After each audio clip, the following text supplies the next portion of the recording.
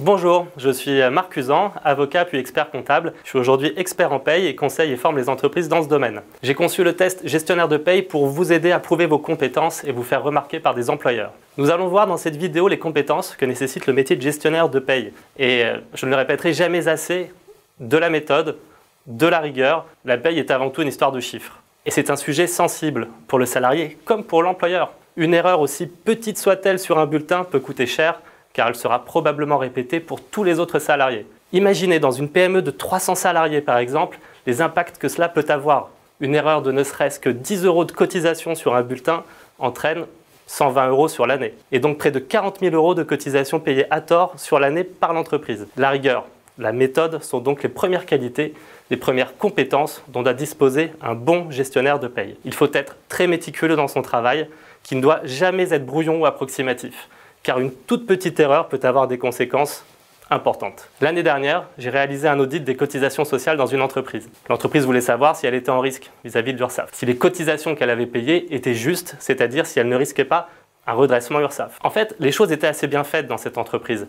Il n'y avait quasiment pas d'erreur de paye, sauf une, sur la réduction Fillon, qui est une réduction de charges sociales pouvant être de montant important. L'entreprise avait mal calculé cette réduction et j'ai découvert une petite erreur de 4,50 € par bulletin. En recalculant bien, pour tous les salariés, l'entreprise aurait dû avoir une réduction Fillon de 50 000 € de plus par an. Nous avons déposé un dossier à l'URSSAF portant sur les 3 dernières années, comme cela est autorisé, et l'entreprise a récupéré près de 150 000 €. En ayant peur de ne pas payer assez, elle s'est en fait rendue compte qu'elle payait trop de cotisations. Heureusement, ces cotisations ont été récupérées, mais vous le voyez, ne pas payer assez comporte des risques de redressement, mais payer trop est tout aussi dommageable pour l'entreprise. En paye, il ne faut payer ni pas assez, ni trop, mais le juste montant de cotisation. Ce qui nécessite de bien maîtriser tous les dispositifs qui existent. La paye est une technique évolutive, elle en devient presque un art, il faut rester curieux en permanence.